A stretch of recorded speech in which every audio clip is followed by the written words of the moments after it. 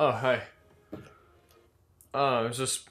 I've just been playing Fire Emblem Warriors for the last week. It just came out. And I haven't slept a lot. Or at all. Indiejacob. I gotta be honest, this was by far my most anticipated Switch game this year. And I know that this game is releasing, like, now, and I don't care. I love the Warrior spin-off games. Like, Dragon Quest Heroes is great. Hyrule Warriors was, by and large, my favorite game on the Wii U, and I just like slashing and killing things in games. Now, am I the biggest Fire Emblem fan? No, not really, but I have played some of the games, and that's good enough for me. So whenever Hyrule Warriors was released, I remember thinking one long, winterous night. I do that from time to time. That it would be awesome if they combined the cheesy shit dialogue from the Fire Emblem series with the hack-and-slash nature of the Warriors franchise.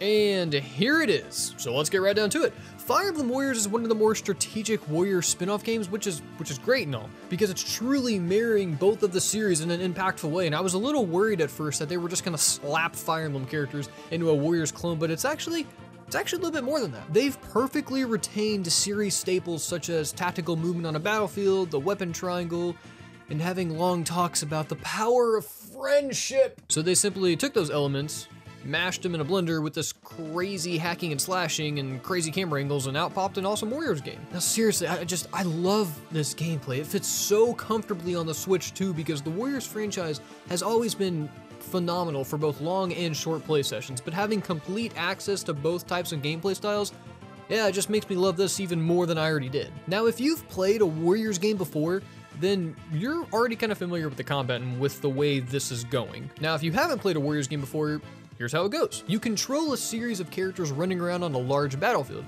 You want to take control of outposts as well as enemy forts so you can keep growing your army and diminishing theirs.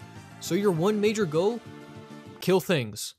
Like, kill all of the things. You're gonna kill thousands, and yes, I mean thousands of enemies throughout your play sessions with this game. I will say though, this is the first Warriors game that I've really felt like I've commanded an actual army of fighters on a battlefield, because usually in these games, you're kind of just stuck doing everything because your AI partners stand around and suck their own dicks. I mean, do nothing. But this time, with the strategy elements, you can tell your characters where to go and what to attack, along with switching characters on the fly so you can mix it up.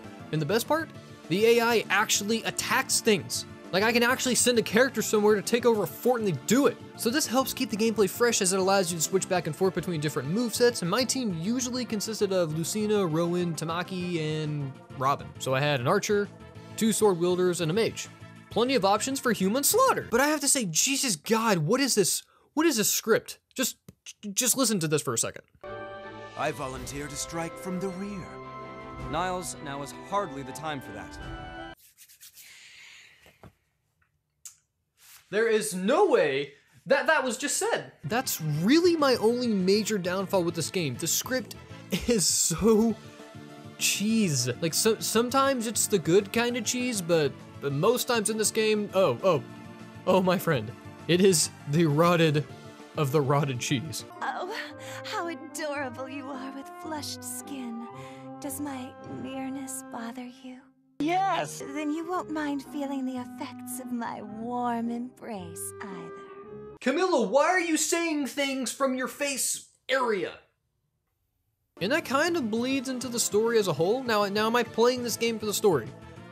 Absolutely not. That would be like if I was playing Mario for the intense plot. The story in here is just enough to give weight to the situation at hand and allow these characters to interact with each other. It does the same portals to another world that Hyrule Warriors does, and it doesn't really try much harder than that, which that's fine. At least the cutscenes are nice though.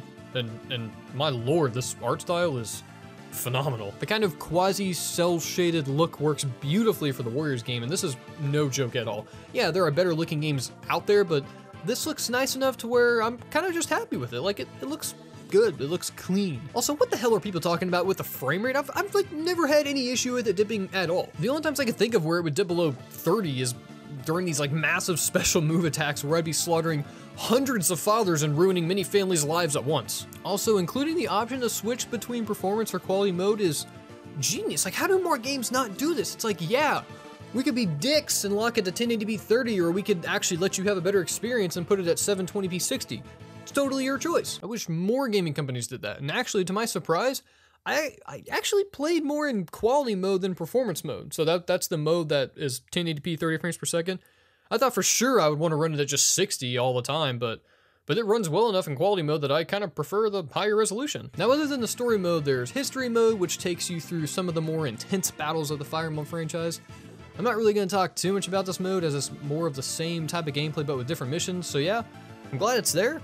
That's just more things to play. There's also plenty of unlockables such as character models, songs from the soundtrack, and more. So there's plenty of stuff for you to grind out, like hundreds of hours, and you're probably never going to see any of that stuff unless you quit your job and leave your family. Really the only other thing I can think of that's kind of bad than the bad dialogue is probably the difficulty, to be quite honest. This game is not hard. At least if you're used to Warriors games, this game is not difficult whatsoever. The last few missions had some difficulty to them, like the enemies were a little bit smarter and a little bit tougher to kill.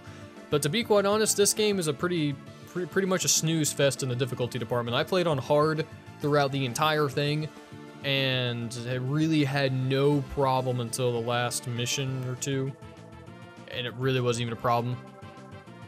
So yeah. Overall though, Fire Emblem Warriors provides a fresh take on the Warriors franchise, at least in my honest opinion. The added strategy elements such as setting your characters to play as, controlling whichever one you want to at any time, and moving your forces on the battlefield really made this feel more like you're actually the commander of an army, and that's just fantastic if you ask me. That's something this franchise desperately needed. At least the games I've played in this franchise didn't really have that, so this is good for me. So goodbye everyone.